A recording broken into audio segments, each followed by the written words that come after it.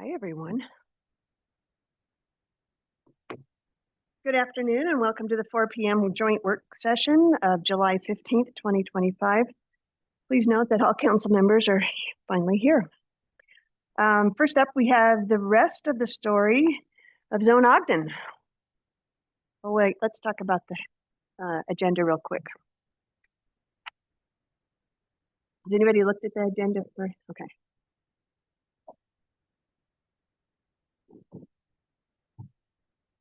Has anyone looked at it here or has anyone looked at it this week? This week. Oh, yeah, I've looked at it. Art, you're going to give the sewer improvement district stuff. Yeah. Lori's going to be here for the art grants. Any issues with the proposed rezone? Well, Barton's up here. And then we also have landscaping requirements. Anybody have any issues with those? All right. What's that? What'd you say? It's quiet. Right. And then just a few other items on there. We have 2 meetings tonight, just so you know that we have the dissolution of the redevelopment area under the city council meeting, and then back to the redevelopment agency meeting to talk about the expired redevelopment project areas. So not too bad, but Chair, on the joint resolution, are we going to maybe read that, or are we just going to pass it without the read? sorry, which one? Item 6. It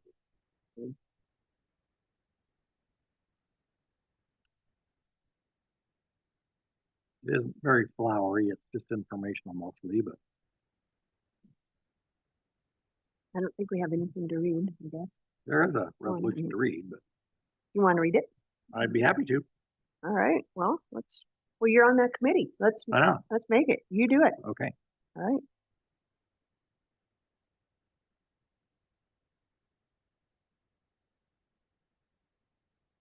All right, thanks. Anything else? All right, now we're ready to move on. Thank you for letting us come back. Making sure to try to get through as much as we can.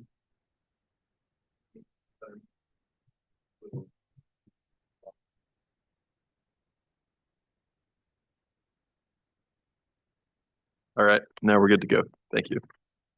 Erase everything else I said. All right, perfect. So we went through this last time, so I'm just going to preview really quickly. So all the areas that are highlighted in orange we've covered thus far.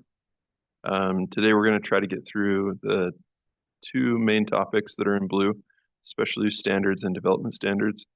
And then if we're lucky, we might make it to the land divisions and property boundary changes and special standard land divisions. If not, we do have August 19th scheduled.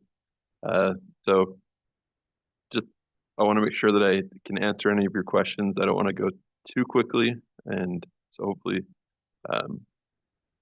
we can get all your answers, or get you the answers that you're looking for. So today, we're going to talk about some of the specific questions that the council had, and then, like I said, we're going to talk through the special use standards and the development standards, and then potentially get to the next steps. I know I'm not going to read through these, but just as a reminder, we went through these last time. We have guiding principles that we've been following throughout this process to help improve all the development codes. So our main purpose is to really make it user-friendly and make it consistent and predictable. So the city council had some specific questions that were sent to the planning staff.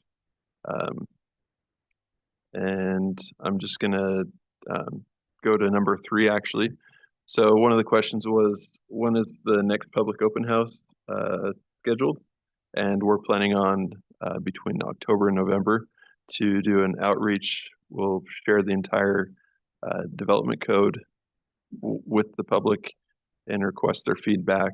Once we receive their feedback. We'll include that in our final draft. And then we'll begin doing workshops with the planning commission. And last city council work session, you requested that we notify you when we meet with the planning commission, so we'll make sure that happens. A couple of the initiatives that the city council has talked about throughout this process have been formula-based codes. So we have discussed that with the planning commission. We talked to them in March about this topic. They didn't necessarily have a specific direction that they wanted to go. They weren't sure if they wanted to have formula-based code businesses restricted in the downtown or just 25th Street, historic 25th Street. So we will address that with them again when we meet with the planning commission and get a recommendation from them. As far as the noticing requirement in the newspaper, so we're working with legal, and Barton's been preparing to talk to the planning commission and discuss that this summer. So I guess in the next month or two. So. And I guess, so the goal with that is to change the ordinance to basically propose that the newspaper notice is published prior to the meeting, but not necessarily have a specific number of days that it has to be in the newspaper prior to the public meeting. Can I ask you? But I'm just curious about the formula-based. Your mic on? businesses. Yeah. The formula-based businesses. Okay. And are there any stipulations around that, or is that just a general discussion, or? Because I know we had thrown around some ideas about it before. I wasn't sure if that had any specific guidelines that they would be discussing. oh, do you have anything to say to that? Like we had talked about, like if it was over X amount of stores, or what that Mhm. actually meant, like the definition. We talked about of that. and I think Yeah, we talked about really focusing on 25th Street and potentially making a limit to 10 formula-based businesses on 25th Street. On the street, I see what you mean. I was thinking you meant like throughout the business, like if the business had 10 or more locations. Oh, yeah, and we're also looking at, the definition of a formula-based What do you business and whether that's, whether you got 5 or 10 or 20 other, what is a chain? And so we are Yeah. working on the definition of that. Yeah, to me, it just gets a little bit complicated because I think, I certainly get the idea overall, but I just get concerned with stores like Great Harvest or even Grounds for Coffee. It's like a local businesses that have just started, and we want them to do really well and expand. So would we be kind of punishing them if they got too large, or if it was a local Mhm. business that Mhm. was successful? We could put some special definitions around that, perhaps, that, if you started in Ogden or Utah, I don't know, some parameter around if the business started locally, if they would have some Oh, kind that's of an interesting exception. idea. Yeah. And whatever we mean by local, I guess that Yeah. kind of gets to another point, because, that's a challenge, because we want businesses to do really great, and not that all of them want to have a million different franchises or locations, but we don't want to punish them inadvertently if they are really successful. Yeah, I guess that's just my absolutely. thinking. Maybe you could say if they were one of the first 10. Formula-based businesses. Yeah, if they've only, if they were one of the first 10 of the 100 stores that they have, I don't know. Or, what if there's maybe the Merck is the perfect example. They started in a different location and then they moved to 25th Street because they're already really successful. I don't know. It's just worth a thought that we don't want to. Yeah, that's good. And it could be any type of business, it could be like a retail business, food, or it could be, I don't know, some other kind of business too. So anyway. Okay. Just a thought. Yeah, that's great. Okay, mean, yeah, I took note of that. Yeah. Thank you. Yep, that's great. There was a question about relaxing standards for accessory buildings and ADUs or accessory dwelling units. So we have proposed some, I guess, relaxed standards. One of the things we did was basically unify the regulations across all of our residential zones. So, as far as the lot coverage and height limits, those are things that we are making standard across each of those zones. We're, as far as the rear yard lot coverage, we're only counting building coverage as part of that. So patios, deck that's not covered, that would all be emitted from that percentage. So any questions on that? We're trying to make it easier for people to use their yards. The detached ADUs, we did allow some larger ADUs. So previously it was limited to 800 square feet, and we're proposing to expand that to 1,000 square feet. And then we're also allowing the detached structure to be 50% of the primary dwelling's floor area, not the footprint. So that should make a big difference. Any questions on that? And they'd still have to have the setbacks and everything if you did like a garage unit or something. You'd Correct. still have to have the setback. Okay. Yeah, the setbacks. You remember what we adjusted those to?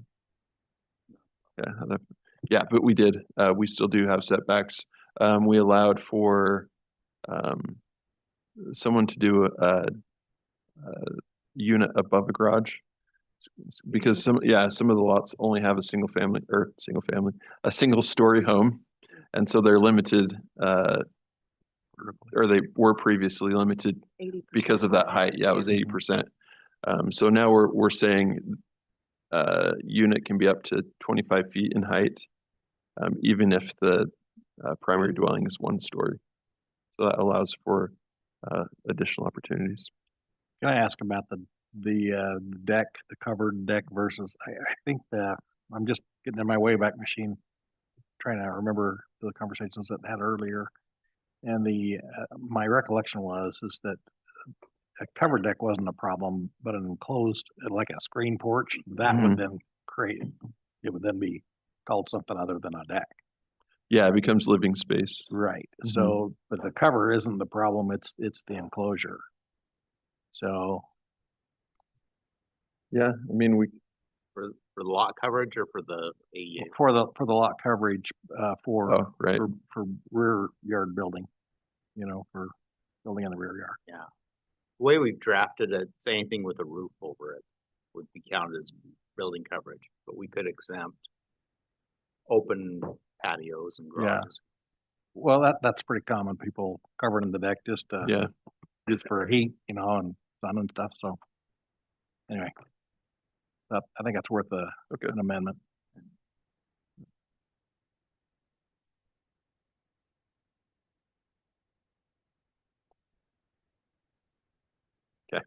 perfect.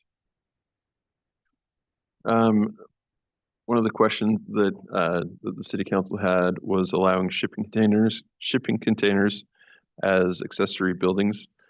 So we did discuss this with the planning commission as well. There was a mix of opinions. Some felt like they should be allowed. Others felt like they were not compatible with residential neighborhood. Yeah, and some prefer that the shipping containers be completely covered with siding and a roof. So we'll also discuss that with the planning commission. So that's where we're at with that. Yeah, we have had one discussion with the planning commission about it, and there are opinions all over the place on it. Yeah, they really We are. also brought it to the public, and we had opinions all over the place on it too. So. Yeah, so we'll talk to them about that and get a solid answer. Retail business, so we talked about that, and we're working with legal to reduce the percentage of retail space. Not the percentage of retail space. The percentage of space that's dedicated to sexually oriented businesses. So so that those are not allowed in areas that we want general retail space. Say that again. I'm trying to, Yes. I think when we heard, public input about that, it seemed like to me it was the definition of what constitutes sexually oriented material Mhm. that was really the kind of issue. Is that what you're talking about, or is it? Yeah, so I mean, like if they just sell lingerie, that would just be a, clothing store. So it really is, sex toys and things like that that would constitute a sexual oriented Okay, business. so that's what would start to count Mhm. percentage of floor space. Yeah, Okay, and we could count the percentage of sales as well. Yeah. Although that's difficult to do. Yeah, It's easier to count the floor space. Yeah, the current code allows you to have 25% of your floor area as, shut off to minors. We're looking at reducing that quite a bit. To a very much smaller area. And it does get very complicated when you talk about, is it a sexually oriented? If it's lingerie, our advice from other cities is I'm sure don't go there there. are some definitions that are thrust upon us that we can't redefine. Yeah. And I guess we just need to kind of know what that is, so. Yeah, it's tricky, but yeah, we're working with legal and we'll figure out a good way to regulate that. So, historic preservation applications. So we have made some updates to who can apply for a historic designation on a structure, and who can apply for a historic district. So there's a property owner requirement. So if someone can apply for a designation, but they have to have the owner's written approval to do that. If it's a historic district, they have to have at least 33% of the owner's written approval. And then the Landmarks Commission also has the opportunity to propose a historic district. So that's those are the changes that we've made to the historic preservation application. May I ask a quick question You about bet. that? Written approval, is it kind of spelled out what that would be? Because I know there was a question about that before, whether it's like a petition or what form that written approval might be. The other ones is a letter, Hmm. but maybe to clarify what that is Yeah, would that's a be great helpful. point. Yeah, because Yeah, that was a piece of confusion Yep. in the prior discussion.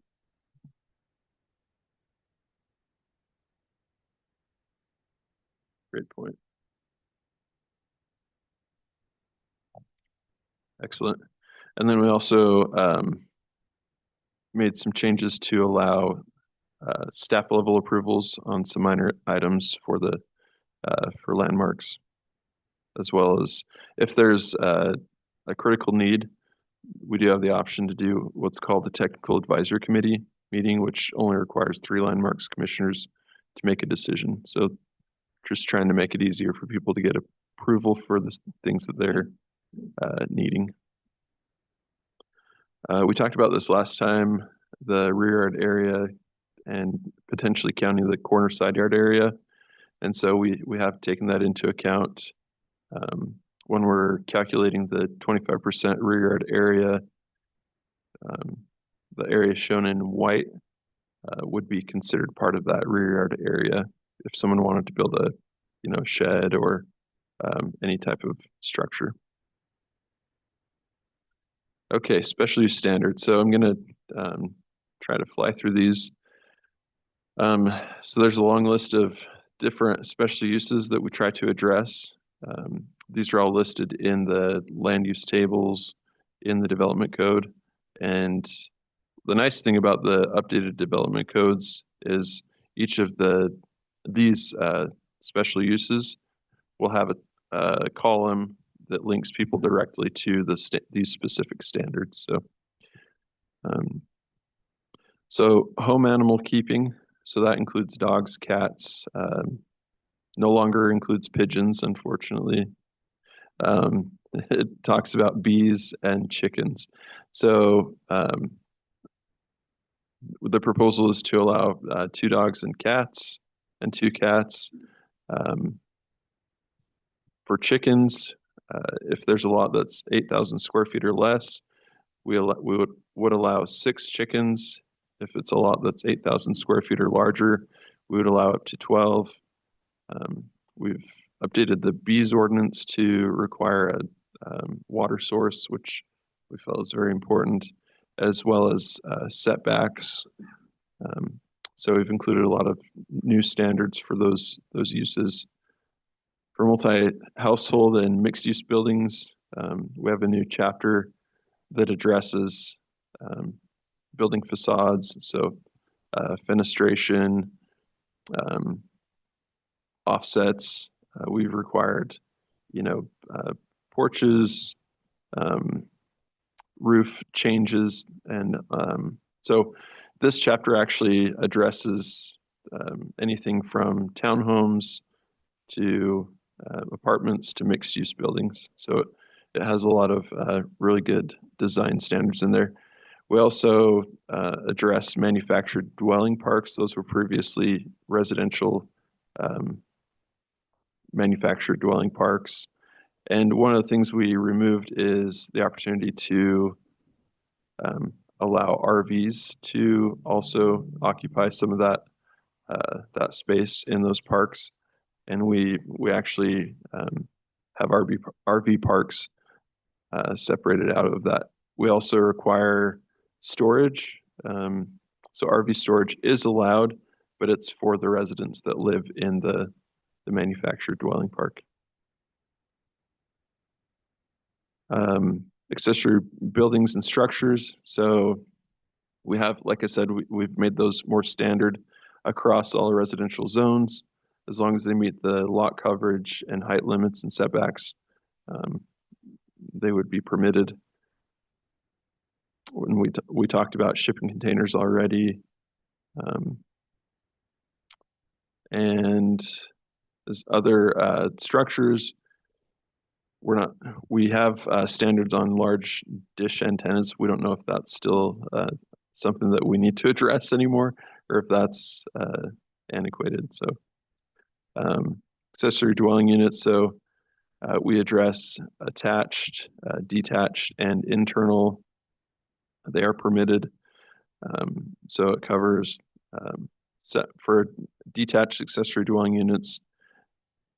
And yeah, we cover height limits, number of, sorry, I'm getting ahead of myself. One of the things I wanted to talk about, so for accessory dwelling units, we allow either a detached accessory dwelling unit or an internal. So we don't allow one property to have two accessory dwelling units. That's one point I wanted to make. So if a resident already has an internal ADU, they would not be able to have a detached accessory dwelling unit. We do require the homeowner to live in either the accessory dwelling unit or the primary dwelling. So that's another requirement that we have. Yeah, and we want to hear more about your thoughts on whether or not shipping containers should be considered for an ADU. Legal conforming duplexes. So is this a new one or is this existing? Okay. Yeah, so there was a lot of property that was zoned R2 that was rezoned to R1, and these areas had a lot of duplexes. So in order to not make them non-conforming, we basically allowed them to continue to be legal conforming so that they can be updated and replaced in the future. I have a question, sorry. You bet.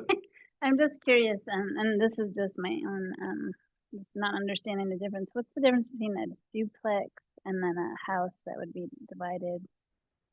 Maybe we would call it an ADU, but into two different living.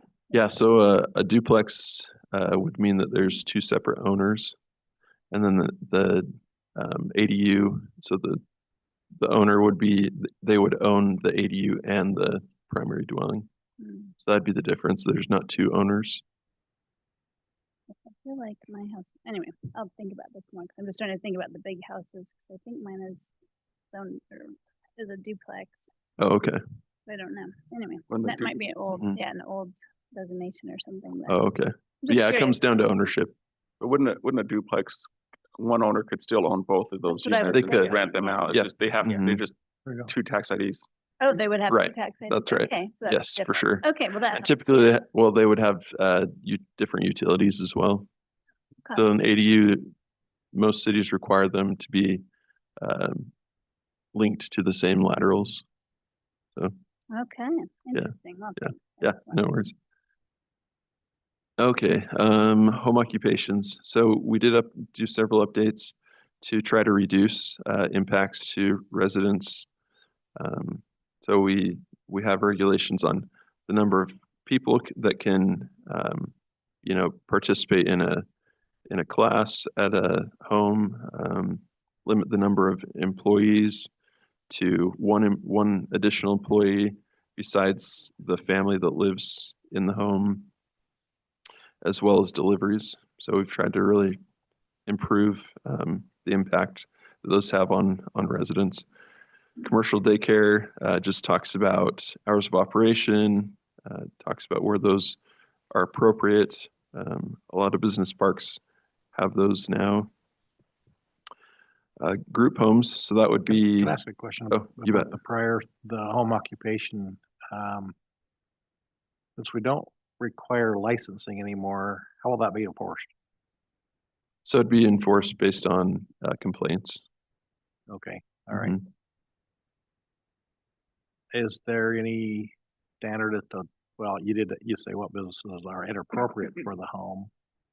And I would guess it would be a business that has a lot of people showing up to patronize the business. Is that the Mhm. kind of thing you're gonna be looking at, or?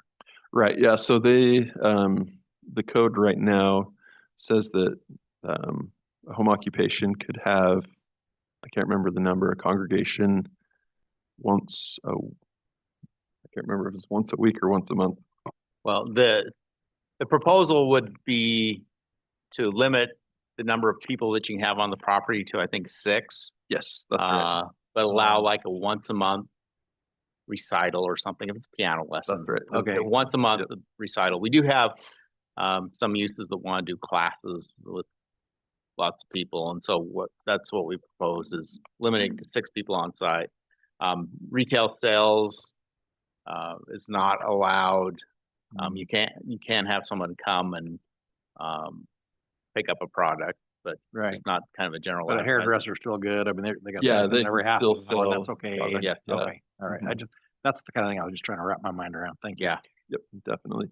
And we do talk about the types of vehicles that can be stored at as part of the home occupation as well. And that kind of gets to my question. Has consideration been given to construction businesses?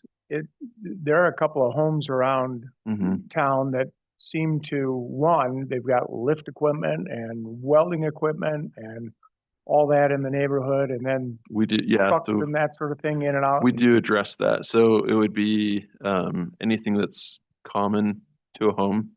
So like, yeah, like lift equipment or, a dump truck, right, wouldn't be common in a neighborhood. So, Okay, Yeah, but a pickup truck that you use for your business. correct. Yeah. Gotcha. Thank you. so we regulate the size for that. So So is that still gonna be in the other chapter? I think it's, I don't remember what the chapter was.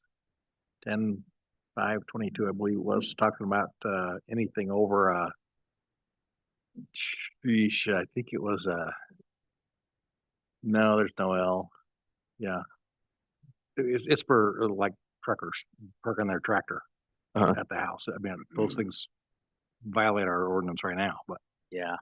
Yeah, I think we talked about 10,000 pounds gross vehicle weight is. yeah, I think it's over 12, if my memory serves, but yeah, but my memory's not that great. I know for the home occupations, we had different classes spelled out.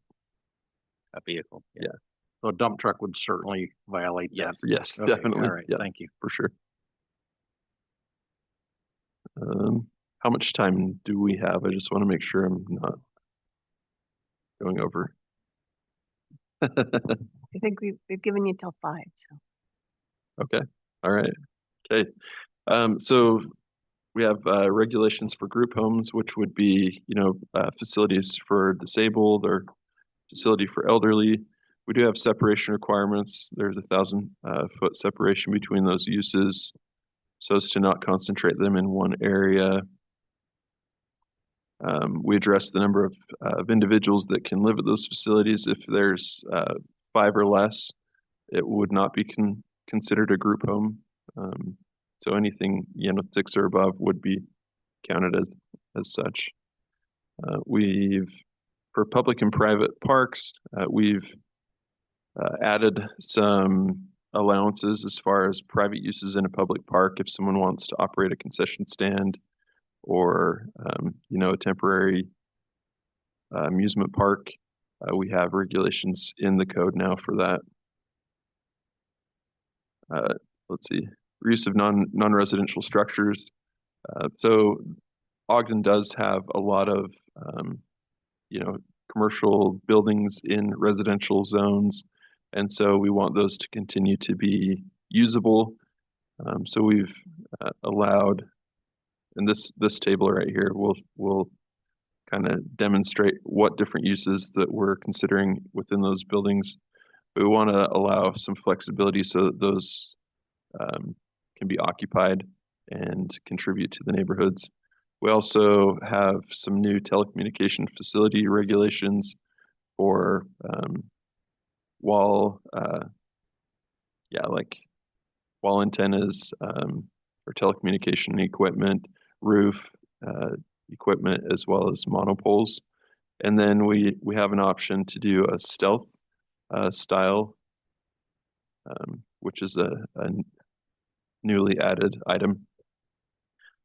So I'm not going to go through all of these, but I just wanted to make you aware that for the non-residential structures, we do have specific uses that we feel like are appropriate in those types of buildings.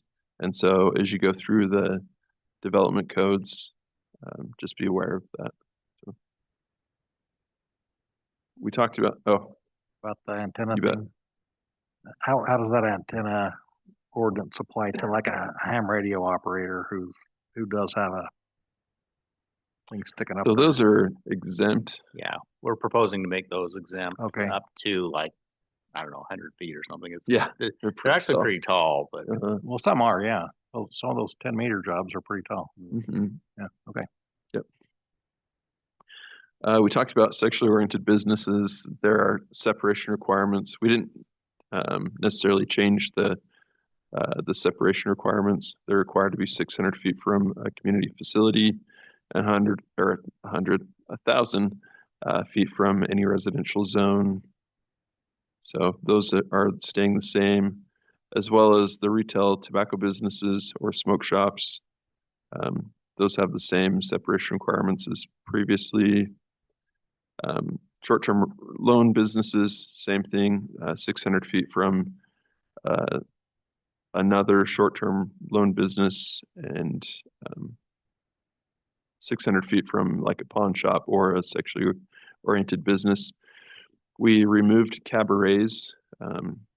We felt like a lot of times we were trying to fit a cabaret either under a bar or a restaurant that had music and dancing. So we felt like that was kind of an antiquated use. And so we removed that category. Drinking establishments, one of the things that we updated was the separation. So I can't remember if I have it on this next one. So we have a regulation that says drinking establishments are you can have 2 per block. And so we changed it to say that when it says 2 per block, that's saying on both sides of the block. So that's the thing that we changed on the drinking establishments. And then the block, if it's longer than 660 feet, the block length would be, the standard is 660. And that would be in all zones, CBD, I downtown. can't remember. if we got H- to the down. yeah, downtown has allows 825. more. So H25 is different. Yeah. Mhm. 25th Street allows more.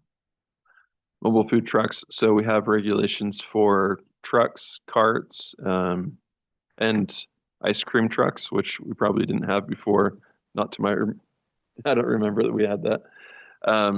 Basically, it's talks about circulation through a parking lot, making sure that that people receive their item, from a sidewalk and not along or not in the roadway. So it really comes down to safety. We also talk about food truck corrals. I don't know if you're familiar with those, where you get a group of food trucks that congregate, and we have standards for how a permanent food truck corral should be designed with, sewer, electrical, and those types of things, as well as signage. Vehicle repair, we just want to make sure that we're limiting where those can be allowed throughout the city, especially those are not popular in neighborhoods.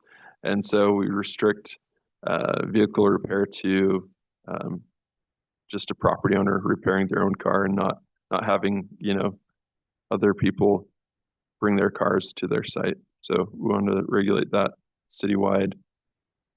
The outdoor gun and archery ranges. So we added archery. That wasn't originally part of the outdoor gun range regulations. Commercial lodging. So we talked about, how long someone can stay.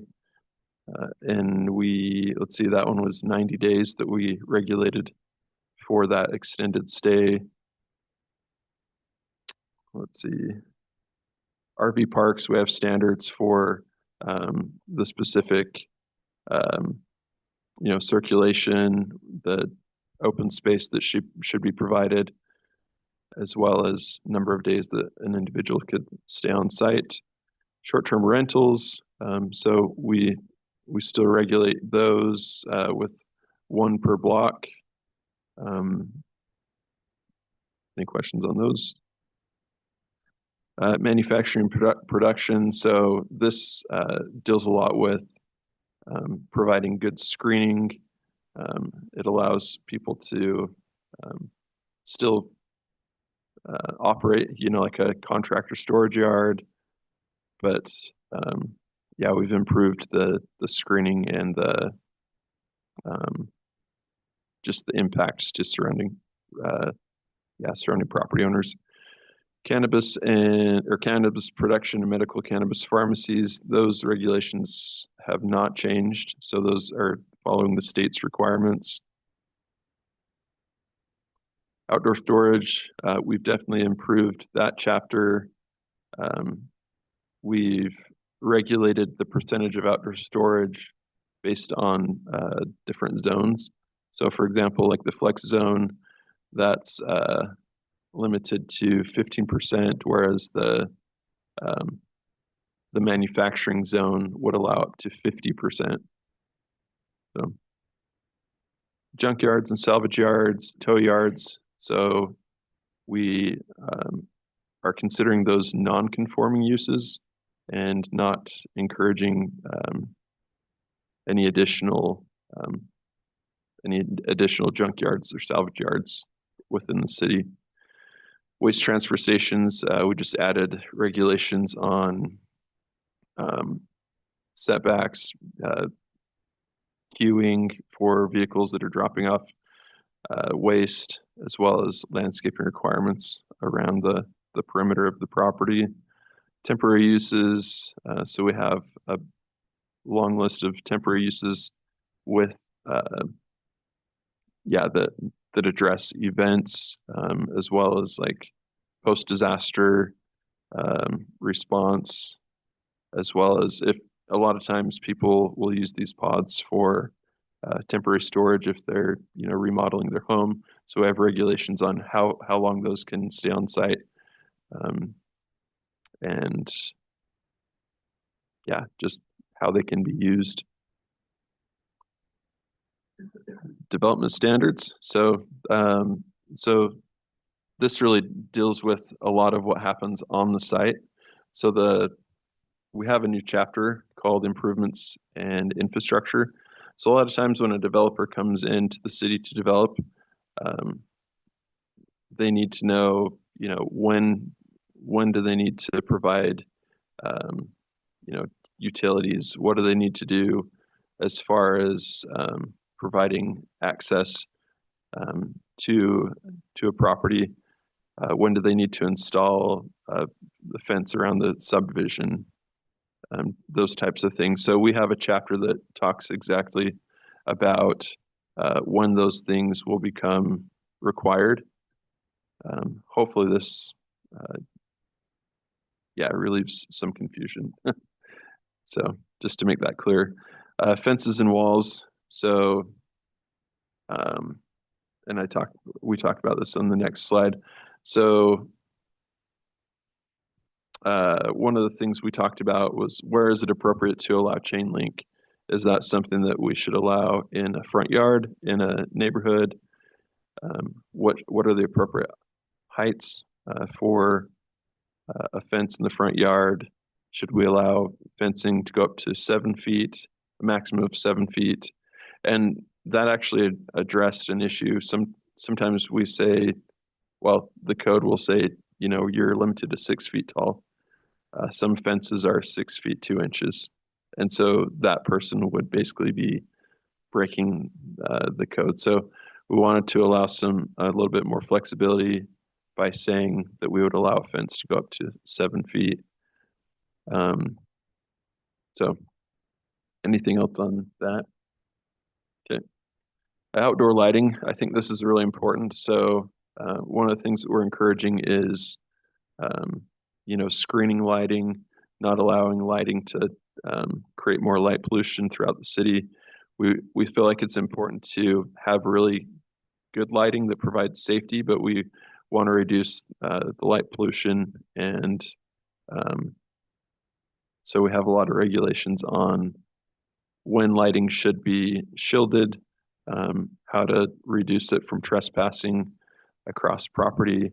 And then we also have regulations on, lighting for like stadiums or, outdoor display lots like a car lot. Obviously they want really good lighting, but we want to also reduce the impact to the surrounding property owners. We have regulations on other outdoor types of lighting, such as like bistro lighting, as well as like lighting flagpoles. Signs. So this has a lot of detail, but it has been updated. Brandon, before you go on, sorry, I should have asked it. I didn't You bet. know how far we'd get. If you go back to the fencing, and I'm not sure what I'm going to ask. So right now, if I put in a fence, I have to come in and get a building permit. Is that correct? A land use permit, A land use permit. Mhm. a free land use permit. And so then do I have to prove then, so does it help you? I guess the question is does it ultimately help you by doing this so that we're not going back and forth, somebody going out and measuring and saying it's 6'2"? I mean, is there a reason why you're making it 7 foot, and does it help you and now actually help the community because they're like, oh, I can do it up to 7 foot?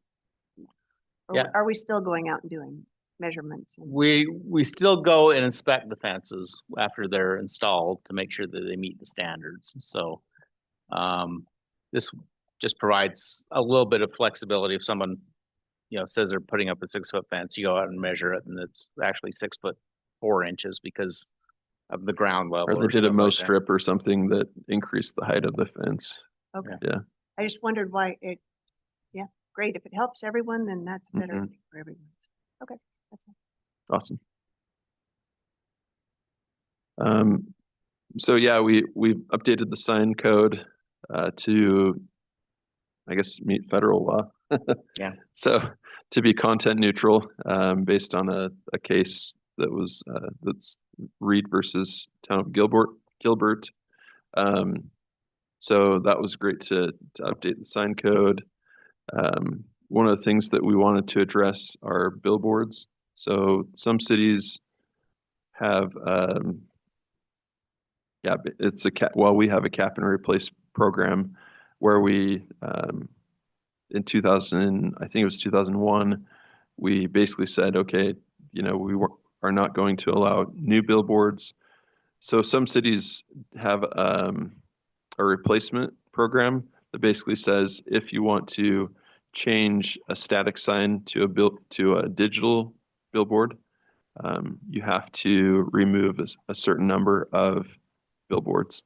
And so we wanted to know, if this is something that you'd feel comfortable with us moving forward on.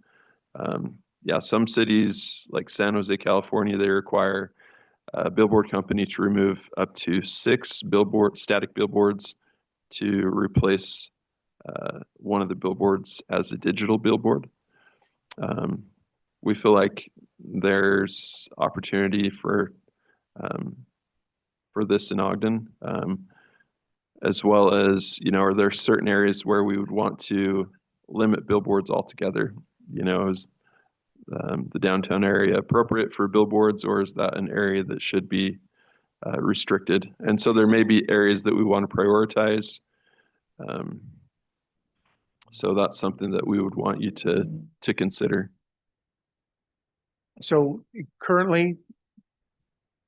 We don't have add we don't billboards? have an exchange. Yeah, we Someone, don't have an exchange, but can a sign company come in and put stuff up on Harrison Boulevard? If they take they'd have to down remove, existing ones, they could put up a new one. as long as it met our current code. And it was a digital one. Yeah, Is you that could what- and replace that's what the we're talking static about. one with the same size of a digital one right now. But it could go anywhere on Harrison? Or is there a place where you I can't? don't There know. are limits to location. I'm not sure if Harrison's allowed. Yeah, I don't recall. But the idea is to consider, are there areas in the city that we would want to have less billboards? And so would we give a billboard company, additional credit for removing a billboard, like in the downtown, for example? I think Or- it kind of depends where, as I think about Harrison Boulevard, especially coming in from the south and moving north, this is a view shed, right? To Right. Ben Lomond. And when we think about 24th Street and the new interchange coming into town, we've got view shed again, and to clutter 24th Street with a lot of electronic or billboard type signs, I think would be detrimental to the community's goal around image and reputation.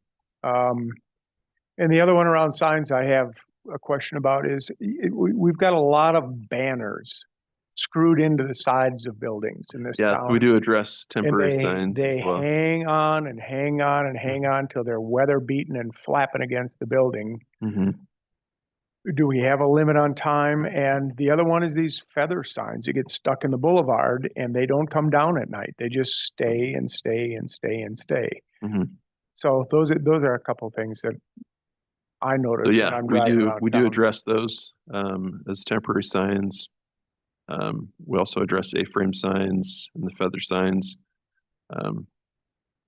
Yeah, those would not be allowed to hang on forever like that. So yeah, so we do have a specific time limit. I can't remember if it's 1 year, but even if it was less than 1 year, and if it was tattered and beat up, that would become a nuisance. So Yeah. All right, parking. So in the new parking code, we address bicycle parking standards, electric vehicles standards. We talk about stacking, which has sometimes become an issue when there are stores that open that are really popular.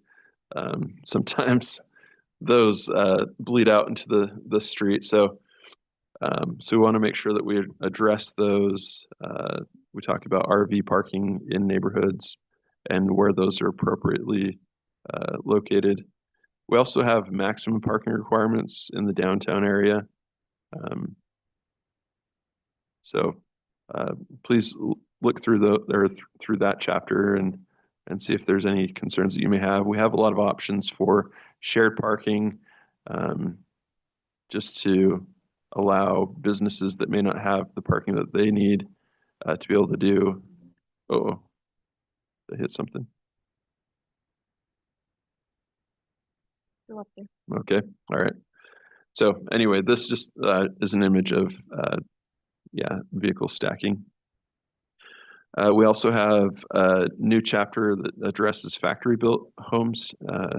So this is becoming a popular option, more affordable option where sometimes the home is completely built off-site, sometimes it's partially built off-site and then located on the property.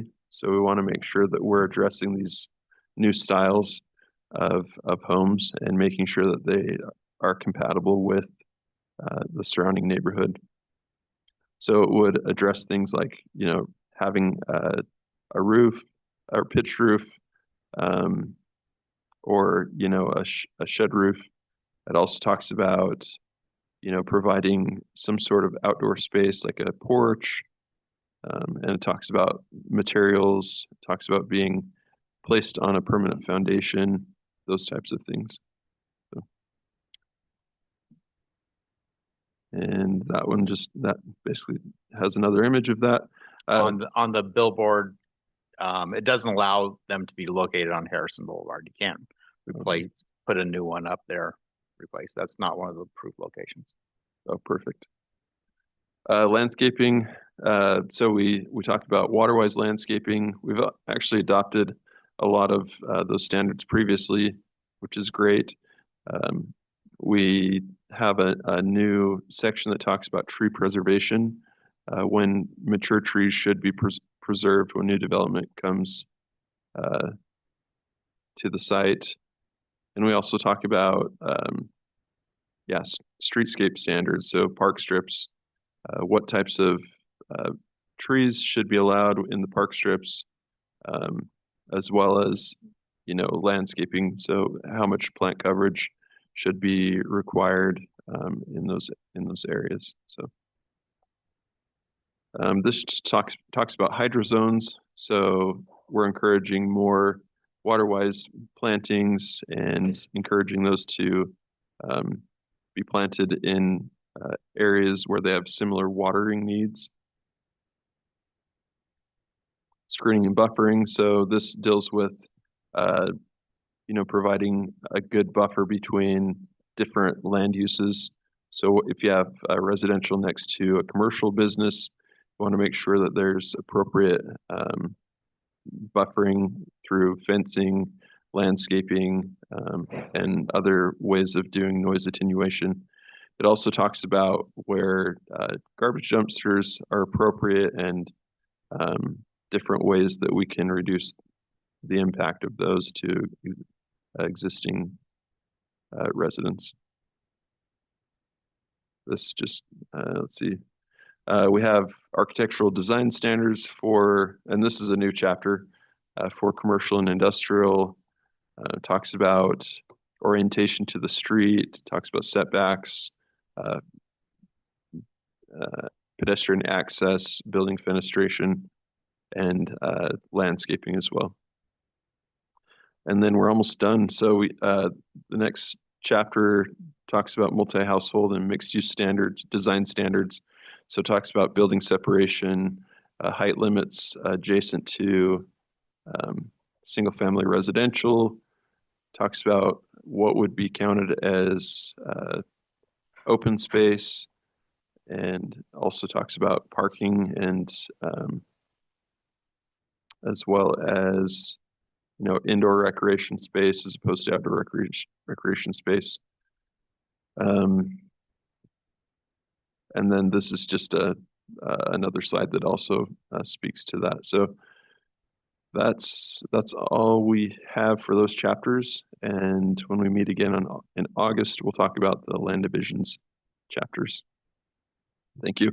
And the transmittal does have a link where you can go and review all these chapters and provide comments.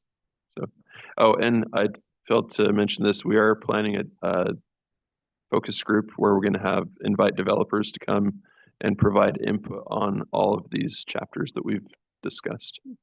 So, thank you. Great. Any questions for Brandon before we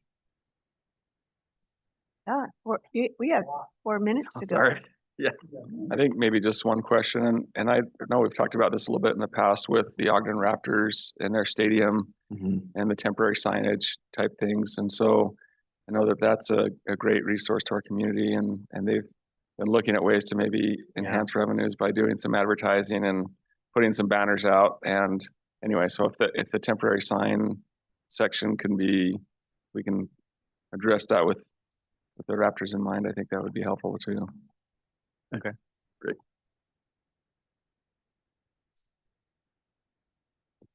All right, Thank you. thanks, guys. Thanks. All right, next on our agenda is proposed Ogden Municipal Code Title 8 amendments.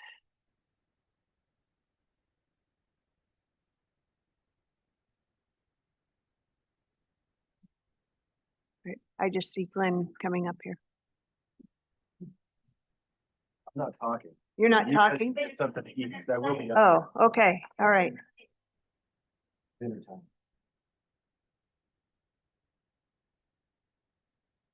Dinner time. You had me convinced you were talking, so All right, you looked serious. Yeah. all right, Mayor, you're up. So I'll defer to staff on the recommendation before you this evening, but I just wanted to take a quick minute beforehand to maybe set the stage a little bit by first saying thank you to everybody who's in the room tonight, and a number of people that are not in the room too. But I'll never forget the night that the general election happened. The results came in. It was a whirlwind evening. We were up late that night. Certainly I tossed and turned all night. And I'll never forget waking up the next morning early, tired still. But the first phone call I made was related to the airport. And I made that phone call for a reason, because it was an issue that was pressing. Not just now, but at the time it was really hot, right? And I wanted to make sure that it was a top priority for me, and that stakeholders knew that it was an important priority for me, that we were going to approach things differently. And since that day was the beginning, I think, of repairing a lot of the past and building new bridges and new relationships. And there's a number of people that are here today that I need to thank. On a personal note, including our staff, who also met users where they were at too. We set out to have an approach, and this was a directive from me to the staff, that we're not going to dictate to people what we think they need in order for them to succeed. That we're going to reach out, and we're going to be collaborative and open-minded, and we're going to listen to hear what they need in order to succeed, because their success is ours and ours is theirs. And in our discussions, especially early on when we kicked off the process that led us to today, all I asked was that we be heard as well, and that we be seen and viewed and treated as a partner in return. And that me as the mayor, that I'm here doing business with them and for them on behalf of the people of Ogden. And that I'm not going to dictate to them, and we need to make sure that we're all listening to each other. And that really has set the stage for a much more collaborative environment. It has not been easy. And that's what I really want to thank these guys for. Is there were times where, if we've done everything we can to get things right, and we went through difficult periods where we didn't have a full-time airport director, and we had Adam step up and fill the interim. He did it with grace. He did it everything he had. He stayed up late at night reading and researching in order to get through the next day. We had stakeholders that stayed by his side to help him get through it and help us get through it. What I'm saying is that we have gotten to today. And I can't even impress upon you how significant that is, you guys. That we are here today, that when I see the gentlemen that are seated in the front row and here as stakeholders, that they're not just stakeholders, they're friends, that I'm excited to see them. That's a big departure from where we came from in the distant past. And I view it in the distant past, and really just wanted to make that point clear, because we don't arrive at you. We don't arrive to you today without having thought through a lot of the things that we're beginning to propose to you. I know that there's a process and a long journey that we're going to go on, that we're going to start today, and I'll let Jared kind of lay that out. But what cannot be forgotten is the amount of effort that has gone into it by so many people. And the thing that held all of us together at every step is that everybody wants this airport to succeed. Everybody sees an opportunity right now. And everybody has bent over backwards to give grace to each other, to make sure that that's the priority, that we have a generational opportunity to move this airport into its future. It's here, it's right now. We have the people, we have the leaders, we have the stakeholders that are leaders within the airport community. We've got leaders in the elected officials and in the staff that are all aligned the best that we can be on making sure that that's the priority, not us versus you or you versus us. It's about all of us and the future of our airport and making sure that this thing gets to where we all know that it can be. And so what we present to you today is a 1.5 year effort to get to this point. So thank you for hearing us out. Thank you to all the stakeholders who are here tonight and those that might be listening or might not be, that have contributed to get us to this point. This is a significant opportunity and an important moment in the history of our leadership and in the history of our airport. All right, thanks, Mayor. Chair White, members of the council, thank you for the opportunity to come before you this afternoon and talk to you about the initial kickoff meeting. We anticipate there's going to be a lot more discussion after this. We anticipate there's going to be a lot of questions that are going to come from this. And we want to go through, we want to answer those, and we want to clearly identify why we're recommending, what we're recommending, and why we feel it's appropriate to move down this path. Before I kind of jump into all of that, I just want to touch on one thing real quick. This picture on this slide that you're seeing right here was an event that was held out at our airport not too long ago. So there was a Young Eagles presentation that was done inside the building to a very large group of individuals. And I may get in trouble for this, but I'm going to recognize Charlie Precourt, who is here with us. If you don't know, he is a man of many talents and does a lot of things. He's also a former astronaut with many spacewalks and different things. And if you ever get the chance to talk to him, your mind will be blown. He is an amazing man. So thank you. But he presented at this, and then all of these aircraft that are out on the ramp are manufacturers all over the US that brought in their models for people to look at. It was a big open house that was put on by SkyShare, who's one of our FBOs, which is a fixed base operator out at the airport. This is great. This was a type of event that hasn't happened out at the airport in a really long time because of tough relationships and things that were going on. And so this is one example of things that have already started to change and to take place out at the airport that we're really excited about. So we have a lot to talk about. There's a lot of different things to go through tonight, and I have a lot of people that are going to be speaking to you tonight, but I'm just going to give a preface kind of about where do we begin, where are we going. Tonight, there's 2 topics that we want to focus on. We want to talk about some things in Title 8, some recommendations that we have and explain why we have those and what that may look like. The other thing that we want to talk about is our minimum standards. Right now we have minimum standards that live in Title 8, and they are truly minimum standards in the sense that they are very, very minimum. So tonight we're going to hear from several different individuals. The first will be Brian Conde, who's our airport director, who's going to speak for a few minutes. After that, we'll have Ryan Like and Kurt Castagna. Ryan is here. Kurt is on Zoom. Their Ascension Group Partners is their company. They've been helping us through this process. They're going to talk about some of these things, as well as Margaret Martin. She's also on Zoom. She is legal counsel. She specializes specifically in airport law and has been helping us guide through this. Just a quick shout out. The mayor's already kind of thanked a lot of people for being here, but just real quick, we also have Garrett Hain. He is the vice president for Aflight, who is an FBO out on our field, a national FBO. We have Brian Janroy with Apogee Works in the back. We have Martin O'Laughlin, who is the owner of Cornerstone Aviation, a flight school and mechanic that's been in a lot of, or mechanic operations, sorry, that's been assisting. And then we have Charlie Precourt as well. We have other interested parties that are here. They've been specifically in a focus group that's kind of been helping us go through, some of these items. And so we appreciate them coming out and supporting us. And so with that, Brian, I'm going to have you come up and up here. Thank you.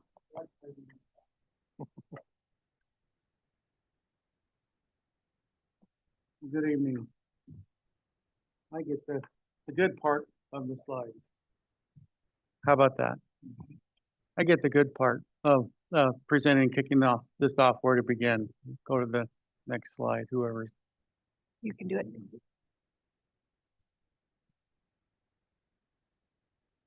Which one? Okay, got it. So great thing about the airport right now, the state puts out this report and it shows the economic impact of the airport currently at, what is it, $328 million in economic impact, over 2,000 jobs, several million, 12 million in tax revenue that goes to the state and all the communities here. So while we're addressing how to improve this economic impact and benefit to the residents of northern Utah, which the airport does benefit them, as well as the citizens of Ogden. The next thing that I get a report on, which is also positive, is the state audit that was done. And that this audit also recommended how to increase our impact into the northern Utah region. And we were able to take this audit recommendations and how to make those improvements, along with the state economic impact report, to come up with this best practices. You'll notice the state audit said the airport should move towards best practices to increase that economic output. So from that, we have the mission and vision of the airport, which is promote general aviation, promote commercial air service and economic development. From these key strategic plans, we have the airport master plan, which also said to expand the economic engine, educate the community, and the current plan to move forward with the original vision, supporting local pilots, supporting commercial commercial operations, and then economic growth. So that's what the master plan. Strategic plan layout will show us how to do that. So the area on the top of the map is for economic growth. The area on the bottom of the map, the commercial area, will protect for commercial growth for the next 20 to 40 years. And then we have two areas on the side of that will protect for the local pilots. So we've taken those recommendations and put them into the strategic plan. Now with that comes the master plan and strategic plans, primary management documents, how to run a modern airport to make it more successful and productive as an economic engine. And that's the end of my presentation. Now we get to turn it over to the experts on the primary management documents. Thanks, Brian. So Jared already provided an introduction for us. I'll just give a little bit more background. My name is Ryan Like. I'm a consultant with Ascension Group Partners, but my full-time job is as an associate professor at Utah Valley University. I ran the program there for the last 3 years, overseeing flight operations, and now serving a role as president of the University Aviation Association, representing about 1,000 members in collegiate aviation, aircraft manufacturing, and flight training. Kurt Consagna, who is my partner online, is currently, in addition to running AGP, is also the CEO of the National Air Transport Association, which is an industry association based in Washington, D.C. that represents commercial general aviation businesses. So FBOs, like we talked about previously, flight schools as well, aircraft maintenance repair organizations, those type of businesses on the airport. I mentioned that because we're not just consultants, we're operators as well. For me, I enjoy doing this because I can bring what I learn in practice back into my classroom and stay current on this. But it also helps keep Kurt and I involved in what's happening in DC, both with regulatory and legislative action relevant to current issues in aviation. So just jumping into my slides, I apologize if this comes off as a little bit of a lecture. Got a lot of education here, but just 5 slides, so it'll be very brief. Happy to take questions as we go through this. We have a lot of acronyms and terms in aviation that you may not be familiar with, so feel free to interrupt me if you have questions on that. Just as a bit of background, Ogden is part of the National Plan of Integrated Airport Systems. There are about 3,300 airports in the country that are part of that are eligible for federal funding. Ogden has gotten just under $33 million in federal funding in the last 20 years, since 2005. As we know, there's no such thing as a free lunch. If you take federal money, you're federally obligated then to what we call grant assurances. These are the strings attached that are that are required for that funding. I have the acronym up there, AIP, that's the Airport Improvement Program. That's essentially the mechanism that the federal government uses to distribute these funds to the airport. These funds are all paid for by users of the system. So this AIP is actually the airport. It funds from the Airport and Airways Trust Fund. So that's a fund that comes from user fees, everything from local users buying gas to Amazon packages to buying a ticket on an airline. Those all pay taxes into the trust fund that gets distributed through AIP to our local airports. The primary management compliance documents that Brian referred to, these are the kind of the formal record showing that the airport is complying with those grant assurances. I've got a slide that'll go through some of the key ones, but there's a little over 40 grant assurances that the airport, or really, I should say the sponsor is obligated to. When I say the sponsor, is really the Ogden City, that is the sponsor of the airport. As City Council, you have authority and oversight of the airport to ensure that they are complying with the grant assurances that you've agreed to in receiving that federal funds. Having these primary management compliance documents aren't always required. A lot of times they're recommended by the FAA, but it's a best practice to really to keep the airport and the city out of trouble and avoid any legal issues. It is a best practice to not have these in ordinance. Typically, or historically, I'd say they've been included in ordinance for cities because that just made the most sense. The FAA has since recommended what we call advisory circulars. So they're documents that the FAA puts out to sponsors, to operators, to help advise them on what best practices recommendations are. And those advisory circulars around minimum standards suggest removing those from ordinance to give the airport the flexibility to respond to local conditions and any other issues that are coming up. So it's really that flexibility that allows the airport to work collaboratively with the stakeholders and address the issues that are current at the time. The challenge is to find the right balance between keeping what needs to be in ordinance so that you've got the enforcement ability and taking out what doesn't need to be there and put it into administrative practice or administrative documents that the airport can then be nimble and react with and work with the stakeholders. So it's striking that right balance is really the challenge. Salt Lake City went through this process. We wrote the minimum standards for them, I think in 2021, and they went through this process with their city council to remove all of what was Title 16 there and put it into administrative code. And just finished that process this last November. So it's a common practice to see other airport sponsors going through this same activity that we're doing right now. Adopting the new minimum standards is important. There's a priority to get this done, and that's why we're bringing this first for a number of reasons. But really, the minimum standards encourage development. So before we start any of that development that Brian was showing in the strategic plan, we want to make sure that we have the right documents in place to make sure that development is done correctly, but it also entices development. Really, the minimum standards are specifically for commercial aeronautical service providers, so businesses that operate at the airport. They want to make sure that when they come in and invest in the airport, that their investment is protected, that there's not going to be bad actors or competition that comes in that's providing inferior service. And so it's really important to have these minimum standards in place so that when they're investing in the airport, they know that that investment for the term of that, the decades that they'll be there operating is going to be protected. And that's really what the minimum standards are there to do. So grant assurances, I know this is an ugly slide, but I threw kind of the relevant ones up here. These 6 are probably the ones that tend to get airports in the most trouble. And so I'll just kind of hit on these really quick. The first one is preserving rights and powers. The sponsor needs to make sure that they don't essentially tie the airport's hands in being able to comply with any of these other grant assurances or the federal obligations. Sometimes this can be done through the fence agreements. And so I brought it up specifically here because you do have through the fence agreement. And the goal, as you'll see in some of these other ones, is to make sure that all operators are treated equally. So similarly situated providers are treated equally. Through the fence agreement can make it really hard to enforce requirements on one operator that doesn't have a lease because you don't have a lot of leverage with them.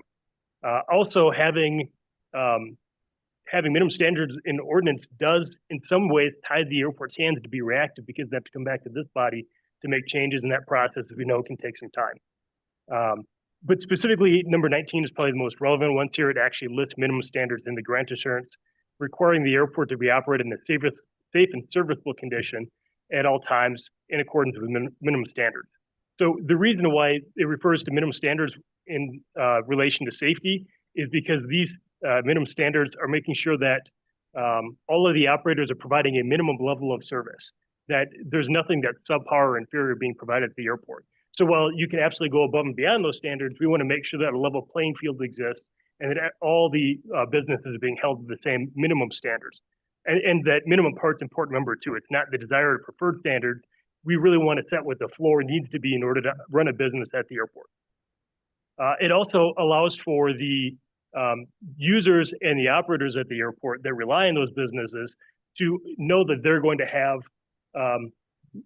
not just safe operations, but a minimum level of service provided to them. That they'll be able to get maintenance on their aircraft done because it's required by an FBO, for example, or that the fuel that they're being sold is being handled with proper care, so it's not being contaminated. Also, under number 19, it references rules and regulations. This is another management document that is closely tied to the minimum standard that applies to all users. So whereas the minimum standards are for your commercial businesses, the rules and regulations apply to all users of the airport. So it's more generally your best practices for the private operators as well. Number 22, economic non-discrimination. This is really what we're trying to avoid by having these minimum standards, is treating one operator that's trying to provide the same service differently than any other operator that's similarly situated. This is where you can get into trouble because, particularly with out-of-date minimum standards, like you have today, if there are exceptions or deviations that are being made because they don't make sense, now you've essentially created an opportunity for somebody to claim economic non-discrimination. And that has been the practice, not just here, but at a lot of airports, because you may have something that's very small in ordinance that doesn't seem all that significant, and so it's very easy to waive that requirement. And that then snowballs down into bigger and bigger things, and before you know it, you have minimum standards I've seen as old as the early 90s that are in place that make no sense. But rather than going back to city council, the airport tries to live with it and just manage through exception, and that opens you up to a lot of potential liability. Exclusive rights is another one. You don't want to write minimum standards that are so high that you essentially give somebody an exclusive right to operate a business because nobody else can meet that. A good example of this is having minimum lot size for a business that has multiple acres when there's no need to have that size. But by doing that, it prevents anybody else from acquiring that size property on the airport to be able to compete with them. The exception to that, the airport can give itself an exclusive right to provide a service. So to ensure that that service is being provided, the airport can step in and say, we're going to do this because nobody else is willing to, but we don't want somebody to come in and compete with us then if they are willing to do as well. We're making that investment in the airport. We'll be back to talk about fee and rental structure as well. We've already started work on a fee survey, and we're going to talk about budgets and how to make the airport as self-sufficient as possible. That's really the goal for the airport from the FAA's perspective. They know not all airports can be break even, but you need to be making decisions in the best interest of self-sufficiency for the airport. And then finally, airport revenue. Any airport that is generated at the revenue has to stay in a closed financial system so that you're not subsidizing things off airport from essentially an economic engine that's being funded through the user funds and the user fees in the trust fund, right? That the federal government's investing this money in the airport, it's generating this economic activity, and any revenue that's generated in that system has to stay in that closed financial system. So those are kind of the big six when it comes to grant assurances. Yeah, good question. Yeah, please. And then maybe I should have asked earlier, but I'm not positive. I'm making a guess at what through the fence agreements are, but do you mind expanding on that? Absolutely, yeah. I'm glad you brought that up. So through the fence agreements, the airport on the property is owned by the city, and essentially the city has to retain fee simple ownership of the airport. That allows them to regulate people that are doing business on the airport. Through the fence agreement would be a written agreement that allows an operator to essentially literally drive through the fence of the airport to be able to provide that service. So they own airport on or really adjacent to the airport, and then can provide a service with it through the fence agreement. Yeah, great question. In our case, there really isn't a fence. Yeah. So minimum standards, this is the FAA order that I referenced earlier that provides guidance to airports on how to develop minimum standards. The idea here is, and I kind of hit on these, so I'll go through these quickly already. Promote safety, of course, protect the airport users from unlicensed or unauthorized products and services that are being provided by commercial operators. We want to maintain and enhance the availability of adequate services for all airport users. Minimum standards generally apply to what I'd say the general aviation of the GA side. So we're not talking about airline providers or airline scheduled air service, I should say, right? So if you have a charter airline, like a Part 135 operator, those are part of the minimum standards. A Part 121 operator we call as a scheduled certificated air carrier. That's your airline like Breeze. They have a separate agreement, so they're really not held to the minimum standards. But in some cases, you want to make sure that there's maintenance staff available at the airport to be able to provide services to them, even though they're not part of the minimum standards. We also want to promote the orderly development of the airport land, as we referenced, and then ensure efficiency of operations. So you can see here, I just threw up some quotes from this FAA order. The goal here is really to make the airport available for public use on reasonable conditions without unjust discrimination, because and apply these objectively and uniformly so that we don't violate, particularly that grant assurance 22 and 23, having either exclusive rights or economic discrimination. So When's a good time to ask questions? I mean, anytime, yeah. I don't want to interrupt, but No, please do. but back to the minimum standard. Yeah. I guess I'm a little confused as to how that might work in a case like ours, where if you're going to have minimum standards for a fixed base operation, are we going to require them all to have X, Y, and Z services provided, or are we going to say if you have this service, you got to meet this level of? I mean, how's that going to work? It's really both, and it's not just for FBO, but so when we talk about the different types of commercial aeronautical service providers, there's really three categories. Your fixed base operator. If you're not familiar with aviation, I'd say these are like gas stations. They provide a number of different services, primarily fuel, but aircraft storage is another big part of the business they do. They used to be kind of a one-stop shop for everything you need. They become, I'd say, more specialized, but fuel and aircraft storage is really the main part. Then you have a SASO, which the acronym is for a Specialized Aeronautical Service Operator. They provide one service, right? So they specialize in just one of those different functions. And then you have independent operators, which are kind of like a mobile operator. They don't necessarily have a lease. So to get your question, for both FBOs and SASOs, there are required services that they have to provide to a set standard. And when it comes to FBOs, there are other services that they have the right to provide. So FBOs generally have the right to provide just about any service on the airport as meeting this, because they meet the standard of an FBO.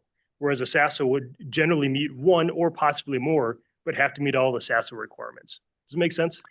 Well, kind of. I've been to lots of FBOs, and they're all different.